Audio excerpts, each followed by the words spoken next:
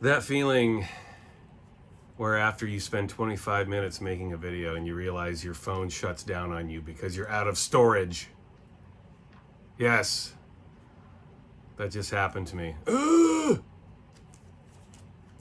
That's all right. I have the time to talk about the KLF. I could talk about this band all day. And according to my iPhone, I will be doing exactly that. And then I looked at my iPhone and it was just like, it was muddled with all this crap that I don't need. It's my own fault. I should have gone in there and erased all kinds of shit, but I didn't do that. Oops. But before I start part 5 of my KLF video, I just wanted to take a moment and send a sincere thank you to you guys. Honestly, I really appreciate you guys being so supportive. I mean, you guys say the nicest things. I really don't feel like I deserve it, but you guys are super nice and supportive, and you definitely encourage me to keep going. And I really appreciate that. Thanks a lot, because I've said this in past videos. I never thought I'd have more than 10 subscribers for my channel, honestly.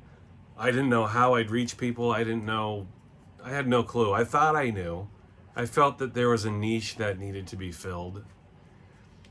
And it's working. You know, it's been slow. It's been a slow burn, but that's my fault. I mean, prior to 3 weeks ago, I was only averaging 1 video per month. And I've noticed on YouTube, you know, if you don't post a video every day, or at least 3 or 4 a week, you get forgotten about. It's all about, one of the things that sucks about YouTube is they seem to value quantity over quality. I'd rather do the other way around, or both.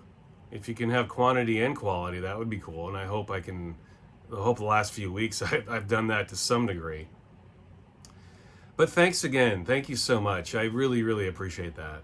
Your kind comments are really encouraging me to keep going with this. Because it is hard to put yourself out there. Not everyone can do it. You know, when you do these YouTube videos, you're putting your face out for the whole world to see. It's not an easy thing. And I know that sounds corny and stupid, but it's true. You know, I don't know if this would be surprising to anyone or not, but when I start these videos up, I have to have a moment and kind of put any shyness I might have aside and realize that I'm putting my face out on the internet for the world to see. It's not easy. And so for people to encourage me means a lot. I mean that. Thank you very much. The 99% of the comments everyone leaves me are really nice, cool stuff. So thanks a lot, man. And as we get older, you know, time is our most precious resource. Forget about money. Forget about wealth. Forget about anything. Time. I mean, time is the most precious commodity on this earth while we are alive. And you guys are giving me your time. And that means the world to me. And honestly, I feel obligated. And I don't mean that in a negative way, in a negative sense. I feel obligated to do the best job I can possibly do, at least when it comes to talking to these records that I'm very passionate about. And as this channel continues to grow, if it does get to that point where I can monetize it, I absolutely plan on putting the money back in the channel. I really want to use that money to buy more records and talk about stuff that you guys want me to talk about, because I don't own every record in the world. I have a good collection, but you guys request a lot of stuff, and I'm trying to gather up all the stuff you want me to talk about, and I'm doing that. I have a bunch of videos on the way, and someone has requested it. At some point in the last 3 years, someone who has subscribed to my channel has requested things. Like, you guys have requested more Skinny Puppy. I'm going to give that to you. You guys have requested Front 242. I'm going to give that to you. You guys have requested Frontline Assembly. I'm going to give that to you. You guys keep requesting Pop Will Eat Itself. I'm going to give that to you. I have all those records, so I'm happy to do it. But there have been a lot of requests where I'm just like, I just don't have those records. I would like to have them. So, yeah, if I ever can monetize this channel, which is due because of you guys, I'm going to put it back into the channel. That's my plan. If the big contemplative if. I don't know that I will be able to monetize this channel. I hope I will, though. That would be cool. It's kind of a cool thing to shoot for. But thank you. That is the main message I want to give. Thank you. So, the KLF Part 5. I'm going to hold this up to start with. Sorry, I just moved my camera around. Be still. This is where the KLF are out. This came out in January of 1991. This is the NME, as you can see. The NME is a piece of shit now. It's horrible. I don't know who reads it. It's online only. Every time I go to that website, it's like a cacophony of commercialization that I can't get through. I just can't sit through it. It's garbage. And I know this might be hard for you, some of you to believe, but back in the 80s and 90s, this was one of my Bibles, man. The NME and the Melody Maker too. These papers, you know, they were rags in their way. They talked about the big hits, the big bands. They did do that. But they talked about, I mean, look, they put the KLF on the cover, and not many papers or magazines were doing that. And I learned about so much underground, weird, abstract, experimental, electronic music through these papers, man. They never had them on the cover. I'm talking about those features. They did occasionally put those types of bands on the covers. But if you dug hard enough into these, you'd learn a lot about underground music. So yeah, NME. But here's KLF looking hilarious. Are these guys for Royal? I'll turn to the feature. Of course, every time someone was on the cover, they'd be right in the middle of the paper. There they are. Looking dead serious. I'll read a couple of quotes for you too, like let's see here. Is the KLF an obsession for you? Bill says, yeah, that's one of the things we do know. We can't stop ourselves. It would be easier if we could stop, get a bit sensible about it, a bit rational. I think a bit of therapy might help. That was one of the cool things about Drummond. He was relatively open about his psychology about all this stuff.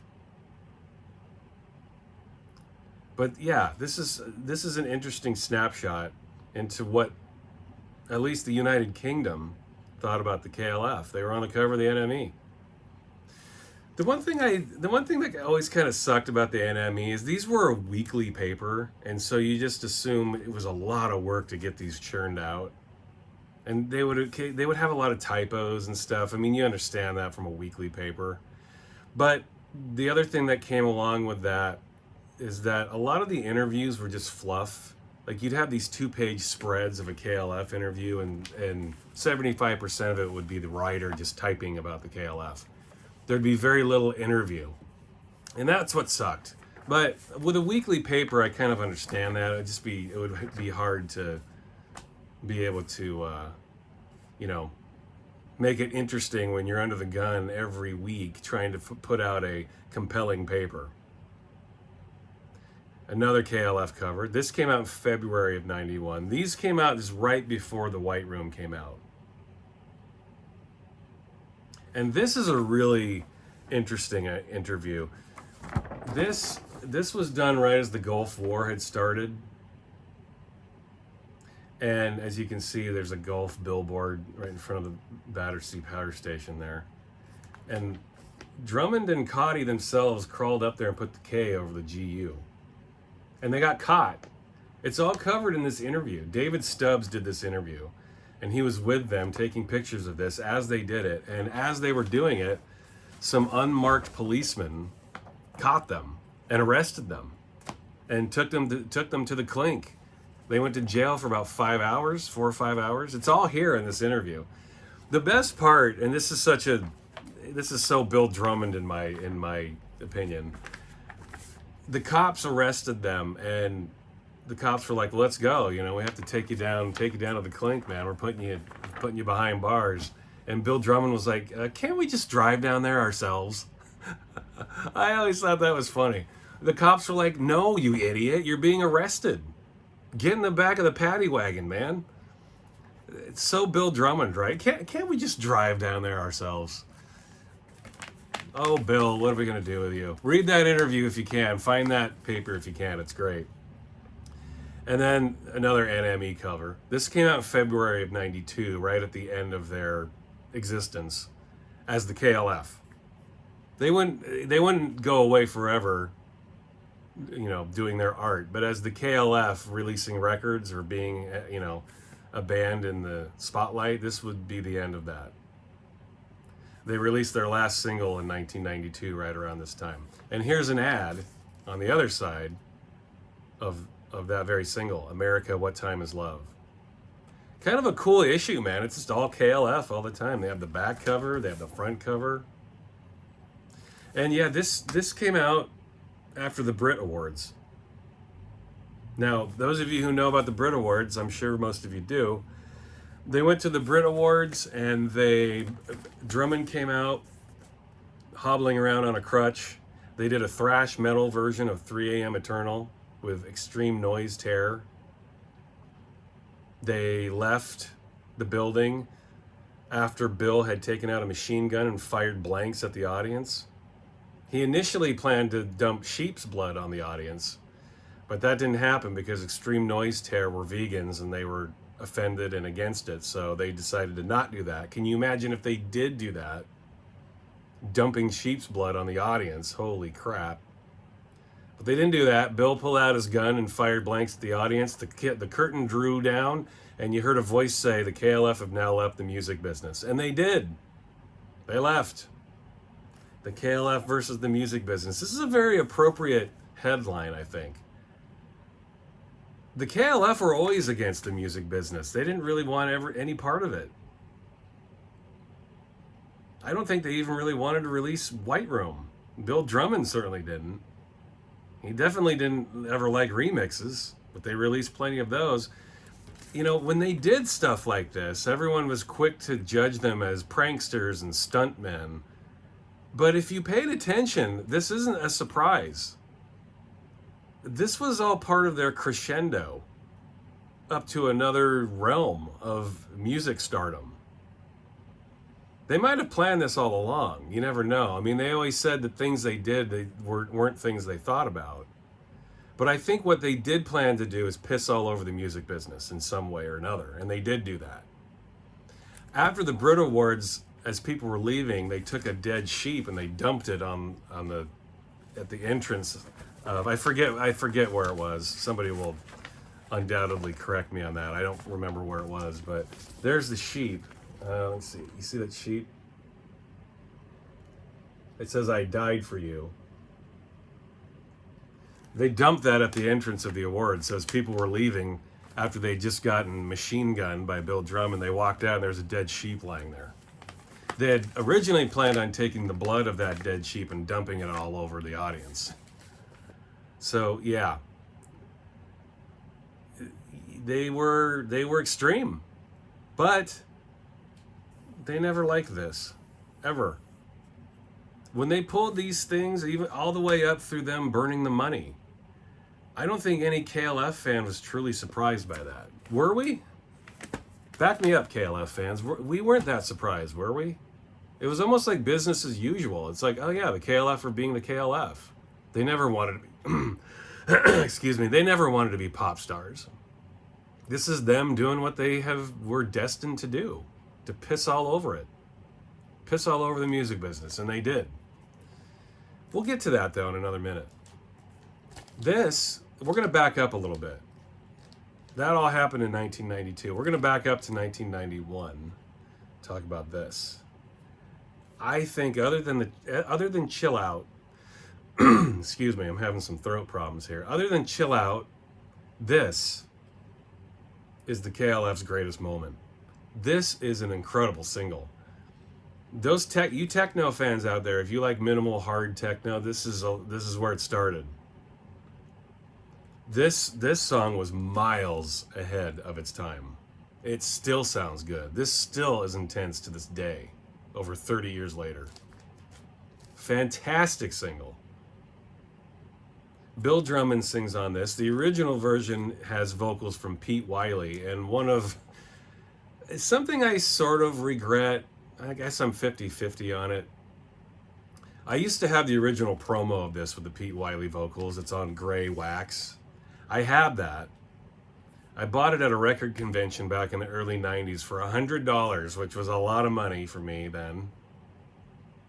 And, you know, $100 is a lot of money for a record now. But I spent that. About a decade ago, someone offered me $1,000 for it, $1,000, and I sold it. I just thought, what record's worth $1,000? I already had it recorded. I still have it in my archives. I just thought, do I need this for $1,000? And I decided I didn't. I sold it. I kind of regret it. Like, right now I regret it because it would have been fun to show you guys. But it's just a piece of gray wax. But the original version's better, I think, with the Pete Wiley vocals. It's way more intense. So it's almost like a demo version. Maybe it is. I don't know. If you go back even farther, too, you can hear similarities to Pure Trance number 4, I think it was, Turn Up the Strobe.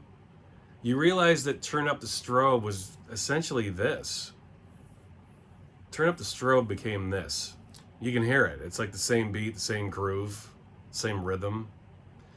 You know, the KLF are always recycling their own stuff. This is a brilliant single, though. You know, they hadn't released anything as the Jams for a couple of years, and this would be the last thing they did, last record they did as the Jams. Phenomenal. Unbelievable record. Let's get to the album now. This is The White Room, 1991. This is the UK edition. It has the hype sticker. I'll show you the innards. As always, the KLF had a little merch flyer. They always did stuff like this. They're always cramming their records full of stuff. Making it interesting. That's kind of cool. Inner sleeve. There they are with the sheep. We remember the sheep from the Chill Out and from the Brit Awards. And I personally think the sheep image was like the sacrificial lamb idea, especially at the Brit Awards. Like the death of the KLF. The KLF had left the music business. They were dead. And then you walk outside and there's a dead sheep laying on the ground. But I do think that part of their disdain with the music business, that's what this is an image for. That's how I always took it anyway. Whether it means that or not, I don't know, but that's how I take it. The KLF are always meant to be a sacrificial lamb of sorts. I might be wrong on that. I think that's an opinion. I think the KLF themselves have never really given any clear answers to any of these things. So I think that's the fun of being a KLF fan, is that these questions are left unanswered. And I think that's the way they want it. That's the way it should be with art. You don't want to explain things too much. Otherwise, you're just taking the mystique out of it, the interest. This album, I remember there was a ton of buildup, of hype when this record got released. People were waiting for The White Room. I mean, after the film was trying to get made and it didn't ever come out, it never came out. It finally came. And when it came, I have to be honest, I was very disappointed. I was never thrilled with this album. I thought, to me, the first thing I noticed about The White Room when it came out, in terms of me being disappointed, was rehash. You know, like What Time Is Love? It was a version that had already been out. So the first song in the album is a song we've heard already. Then 3 a.m. Eternal, a version that we heard already. And they're also the edited versions, so they felt like abbreviated versions of things we'd already heard. Last Train to Trance Central this version is exclusive to the album. If you buy the Euro version, the European version. Now, if you're in the United States, number one, you can't buy this on wax in the United States. It never came out on Arista Records, which is the label they were on. But the US version has different versions of these 3 singles. The US version's worse than this. If you're going to have this album, and you should, you want to get the UK version or any of the European versions, because they have the original version of this, or the original White Room version of this. It also has the unedited version of No More Tears, which arguably is my favorite track on the album. The original version of No More Tears is like 9.5 minutes, but the version you get on the US version is like 6.5, so they edit out 3 minutes. This is the version you want. Get the European version. And this UK press is nice. Actually, I'll show the label. It's a very nice pressing. There's no non-fill. They, as you can see, they press the music all the way to the label there. Lots of room to breathe. It's not a very long album, maybe 45 minutes. Each side's a little over 20 minutes long, so it sounds very nice. Very nice press. No complaints. I've recorded this, I've digitized this album, it sounds very nice. In fact, let me know if you're interested in hearing this. I did a mix of this album, and I basically put all my favorite versions of these tracks and mixed them together. Because my favorite versions of these songs are not on this album. I did my own White Room. If you'd like to hear it, I'll put it up on SoundCloud and you guys can check it out. It's just one long continuous mix. I didn't break the tracks up. So if you can stomach my version of the White Room, let me know. But this was disappointing. And I wasn't the only one that felt that way. I remember reading reviews and people were like, it's okay. There's a lot of rehash. And also, people had, the White Room film had kind of gotten out a little bit and people had seen bits of it before this came out. And so even other tracks on here had been heard already. So it almost felt like an album we'd already heard. But, Bill Drummond especially never was that interested in releasing albums. I don't know that he really put that much thought. I mean, obviously he put a lot of thought into the record. But whether he how much thought did he put into the versions, They put so much thought into the singles, and then it felt like the album there was very little thought. That's how I felt. I don't know if that's true. But that's how it felt as a listener. It just felt like a lot of rehash. Oh, one other point too, Justified and Ancient, it's a different version on the US one too than here. So this is, this was the much anticipated album, and I think it's fun to listen to now. I mean, because, it is hit after hit. I think this is a tale of two sides. Side one is just like in your face dance stuff, and then you flip it over to side two and it's much more slow and introspective and even bluesy. But yeah, I was disappointed with this record. This has never been my favorite. Certainly not a bad album by any means, but I remember it landed kind of flatly with me. I'm going to back up a little bit. I'm going to talk about the singles. This is yet another version of What Time Is Love. This came out on Wax Trax, like Chill Out before it. This is the US edition. This came out in different colors, like this KLF logo. I've seen one with blue lettering. I've seen one with darker gray lettering.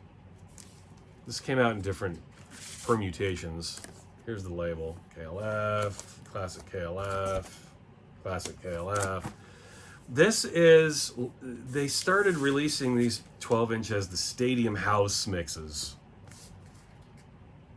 And what they meant by that was, big, huge, bombastic, loud, stadium-filling mixes. And that's what they are.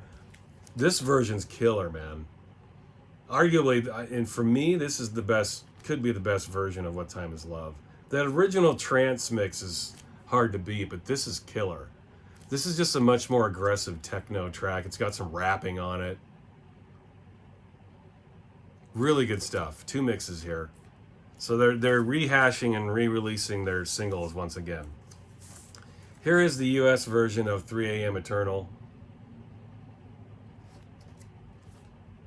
4 mixes. You get some of those Tony Thorpe mixes that were on the UK version, the Moody Boys. Moody Boys is Tony Thorpe, by the way. It's nobody else. I'm talking to someone in particular. Someone made a really idiotic comment on one of my videos the other day, trying to suggest that someone else was in the Moody Boys. No. Moody Boys is one person, Tony Thorpe. Always was, and still is as far as I know. And then you get live at the SSL. That's generally defined as the Stadium House remix. Just more remixes, new covers for 3AM Eternal.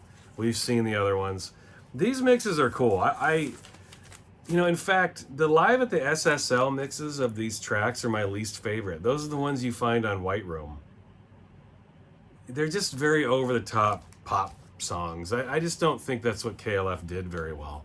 They were better when they kept it minimal, man. When they kept it intense, when they made techno music. That's when they were at their best. And then this is the Stadium House 12-inch for Last Train to Trans Central.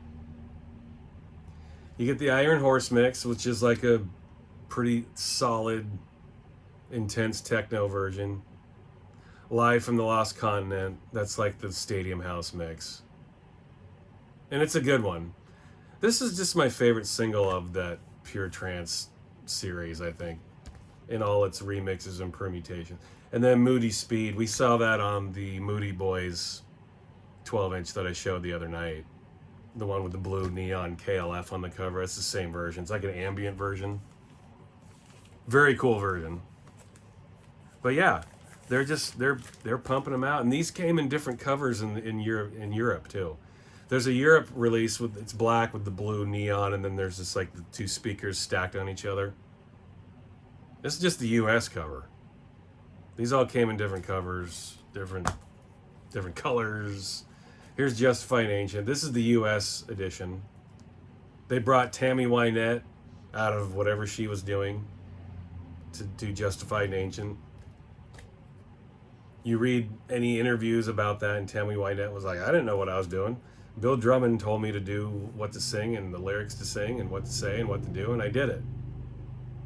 This is a fun single. Not their best, but it's just funny. It's fun. It's kind of goofy. They went on Top of the Pops dressed as ice cream cones. You know, KLF doing what they do.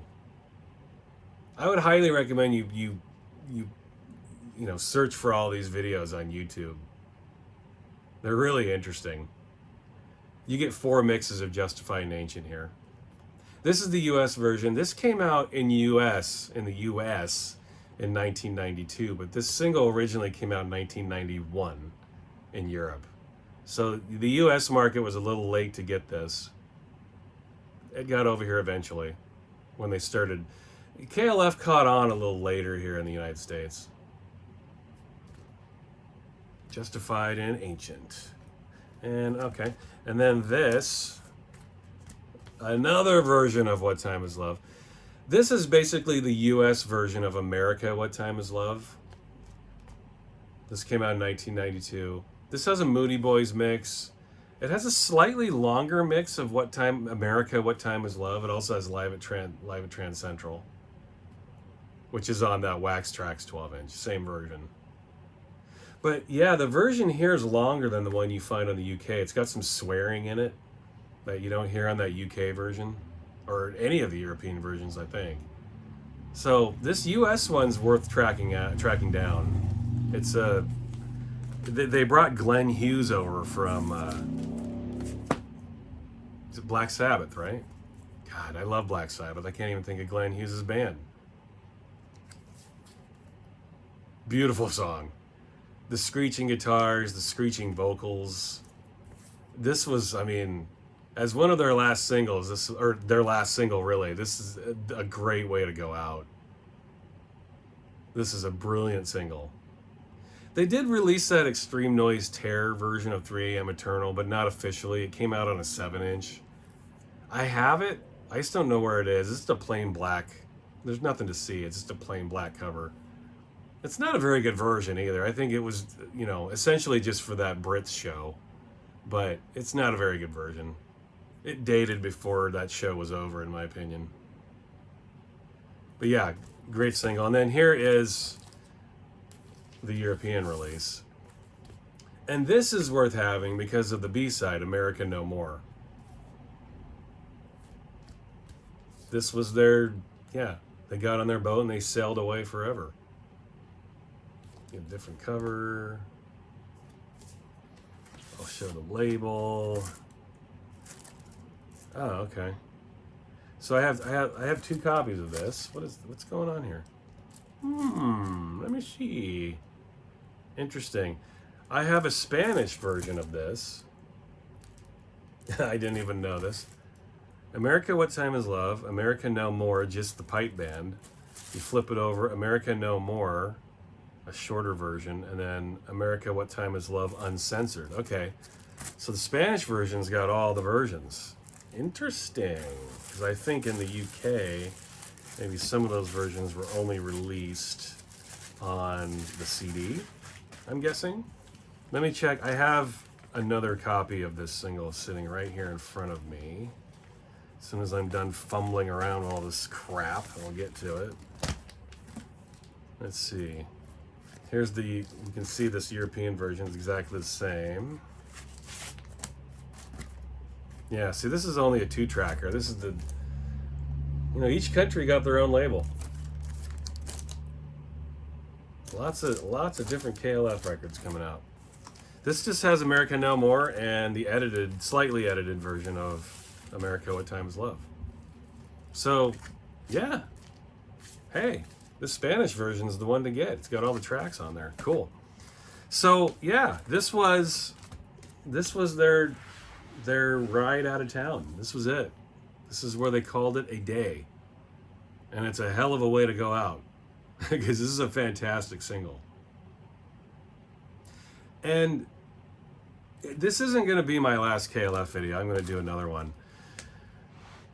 Talk about post-KLF stuff. But as they went away, I remember thinking, they're not really going to go away. They're going to come back, right? This is just another ploy. They're trying to trick us again. But they never put out another, as the KLF, they never put out another record. And up to this point, like I mentioned before, I remember even when they went up and burned the money, it wasn't that big of a shock to me, in my opinion. It seemed like they were building up, yeah, to a crescendo with their career. They didn't quite know what that crescendo would be, but what it led to was the Brit Awards. They went up there and they machine gunned the audience and they threw a dead sheep at their feet and they fucked off and went away forever. I don't know if they ever have that plan for sure, but they definitely wanted to have a big impact that people never forgot. And fast forward to when they burnt the money, I remember thinking it was amusing and maybe even a little offensive. It's hard to not, when someone takes £1 million and they burn it, you have to, obviously, the first thing you think of is, well, aren't there other better things you could do with it? And I highly recommend you go look at YouTube for a video they did for this Irish talk show. I don't know the guy's name. He's a legend in Ireland, but I don't know. I'm sorry, I don't remember his name. But Cauty and Drummond went to this interview show and talked about it. And everyone, you know, they were all asking them, like, well, you know, can you have given it to the starving children, or couldn't you have given it to some charitable business? And Jimmy Cauty was like, well, we're not a charity. That's not who we are. And he also said, and I think this is key. I think, to me, this is the whole fulcrum of what the KLF are all about. To coin a phrase, to take their own phrase away from them. They asked Jimmy Cauty, like, couldn't you have done any of these other things with the money? And Cauty said, well, we could have done all that. I mean, obviously we thought about it, but we wanted to do something more interesting. And, you know, the crowd guffaws, you know, they're like, what? I can't believe he just said that. But stop and think about that. Would we still be talking about the KLF if they had taken that money and given it to charity 30 years later? I doubt it. We're talking about them still because they burned the money. And you can accuse them of only doing it as a PR stunt or to get into the record books or to get into the history books. Whatever, we're still talking about them. And that is the one thing that they are known for, is burning the money. But I have to give it to Cauty there. What's more interesting? I mean, burning money is really fucking interesting, right? So as much as people hated Cauty for saying that, he's absolutely right. That's pretty fascinating. I mean, to the point that we're still fascinated with it over 30 years later. or 30 years, not quite 30, what happened in 94, right? Okay, so 29 years later. And we will continue to talk about this group. Now, you should watch the interview. It's like every time you think you're on board with Drummond, he says something really brilliant. He'll go and say something so silly. There's the interviewer asks him, like, do you believe in God?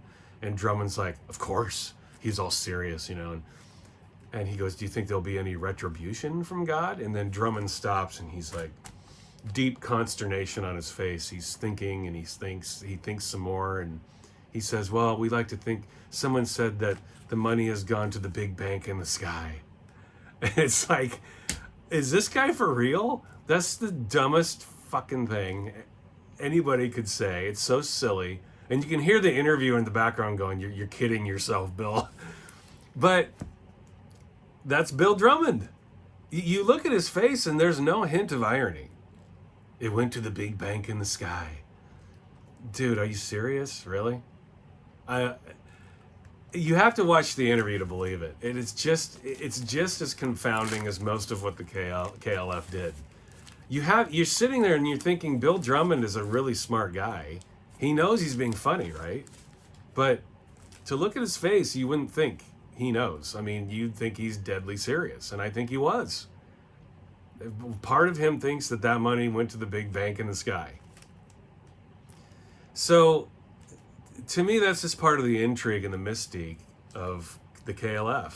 You know, you can't easily define anything they ever did. The only thing you can easily define, and I think that's why they have so many avenues into their lore, is their music. Their music's really good. Not all of it. I think the early jam stuff is really hard to listen to. I've never been able to listen to it without rolling my eyes, but it's still interesting. But the KLF stuff's really good. Even to this day, it's very well done, really ahead of its time. And so then you have this quandary. It's like, well, if the KLF never gave a shit about being pop stars, how did they produce this brilliant music? It was so weird. Like, they had this disdain for the music business, but they kept it afloat by putting out these really awesome records. So did they care? Or was it just easy for them? Because again, go back to my first video, Drummond and Cauty by 1986 were done with the music business. They were disgusted with it. But then they got together and they're like, we have one more thing to say. And 5 years later, there they were. They had a string of hit singles. They had hit albums. They were huge. One of the biggest bands on the planet. Did they do it all in jest? Did they do it all in spite? Maybe. Who knows? But the records are there. We can listen to the records till the end of time and appreciate what they did as artists. Musically, literally. In my next video, I will get into the books, Bill Drummond's books, and all the post stuff they did. But that's the beauty of the KLF. We can continue to enjoy them. Whether it was a prank or a joke or not a prank, it doesn't matter. They are so intensely interesting and one of the most unique bands that have ever graced this earth. And I defy you to think of another band that's more rock and roll than the KLF. They didn't put out rock and roll music. I'm just saying they existed in the rock and roll world. They were in that ecosphere. I defy you to think of anyone who burned 1 million pounds. Nobody. Who had the balls to do this? Nobody. Who had the balls to not give a shit about their own career to that level? Nobody. There is nobody in history that you can bring up that is more rock and roll than the KLF. Nobody. I don't care what you say. This is one of the reasons I love these guys. I didn't necessarily agree with whatever they did. I didn't necessarily even like all the records they put out. But I always will deeply respect them for having the balls to do things nobody else would even fathom doing. You could see the look of shock and people were astounded when they did what they did. Like on that Irish talk show again, they I don't know, that moron from Def Leppard was on there, the singer. I don't know his name. I'm proud to not know his name. But he and Cauty got into a little bit of an argument, and even he and Drummond got into a bit of an argument. And he was on there, and he was in disbelief. He said, well, people will argue if Def Leppard is a real rock and roll band, but we don't need to do things like that to be a rock and roll band. It's about the music. And Cauty's like, no, it's not. Okay, maybe to you it is. Maybe to you mere boring mortals it is, but not to us. It's about a hell of a lot more than that. And to me, that is the glory of the KLF. That moment of sheer shock and surprise on that Def Leppard dude's face. He cannot believe it. Mr. Rock and Roll, the dude who has thousands of people watching him on stage in big stadiums every night thinking he's a rock god, with Bill Drummond and Jimmy Cauty on each side of him, bookended by these true visionaries. I think the Def Leppard guy was just scared. I think he had to question his whole, being a rock star at that point. So I think most people would agree with that too. When it comes to rock and roll, is it about the music, or is it about what you're saying, or is it about all of it? I think it's about all of it, and I think the KLF understood that too. But I think it was more about their actions. They definitely proved that they are the most rock and roll group in theory of all time. I'm willing to have this conversation. Anyone who wants to refute that, I'm willing to have that conversation. But to me, rock and roll is about doing what's not expected of you. Rock and roll is about sitting on that chat show and watching the shock and surprise on someone's face when you tell them you did something. I mean, these are guys that were in their 40s at this point. They didn't care. They were done. And it goes back to that whole idea of them doing the KLF just as some sort of a lark. I mean, they took it seriously enough where they released records and they put their money into it. And of course, it makes sense after all of that to take the money and burn it. If they didn't care while they were releasing the records, why would they keep the money? I think if they wanted to follow through with the statement and their disdain of the music business, you had to burn the money. It was absolutely essential if you wanted to follow through on your own original aim of the entire project of the KLF. Burning the money was essential. You had to do it. That's just my opinion. Some of you will disagree, I'm sure. But I will always love these guys for this very reason. They are a band that is so far beyond their music. Was. And they're still around. I keep thinking of all these things I want to talk about, like, Drummond quit the music business for the first time when he was 33 and a third years old because of 33, 45, 78 RPM of the record spinning. He wrote a book at 45. He promised to do a huge project when he was 78. He's getting there. We're only a few years away from that. What is he, 70? What is he now? He's in his 70s, right? Early 70s? He's going to be 78 in 5-6 more years, I think. I hope he lives that long. I want to see what he's got up his sleeve. I guess that's all I had to say about the KLF right now. I could keep going, and I feel there are things I'm leaving out. I understand. If you guys want to comment on things I'm leaving out, I'm all for that. Please do. As for the records, here they are. This was their ticket out. This was their American version of their ticket out. These are the records. These are the remixes. The endless versions and singles and remixes. They just kept coming.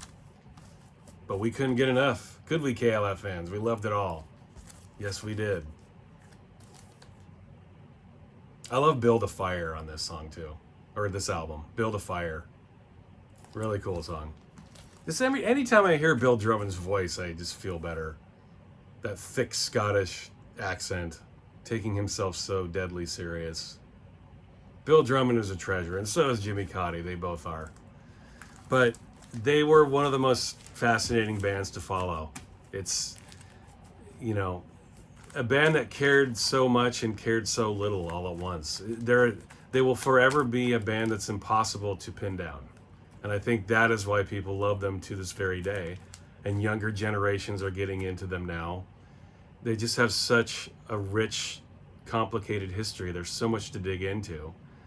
even after all this time, I still don't really feel like I fully understand what they were doing or their motivations, but I think that's the way they want it. I don't think they understand their own motivations. I mean, there are interviews with Bill Drummond, and he was like, yeah, we don't think about what we do, we just do it. And that's a pretty rock and roll way to go, if you ask me. Anyway, there's my part 5. I hope you enjoyed it. There's one more to come. These guys weren't done being interesting. I'll talk about the money burning in the next video too. I know that's what people are really fascinated by. In my opinion, that is not the most interesting thing they did. I mean, it's incredibly interesting, but I don't think it's the most interesting thing they did. I think the most interesting thing they did personally, this is just my opinion, but these, you know, for them to hate the industry that fed them, to bite the hand that fed them for so many years and release such a high quality product year in and year out, while existing in this ecosystem that they wanted to burn down and fire volley bullets into, is some kind of genius, man. It just is. So anyway, until my next video, thanks a lot. Talk to you later.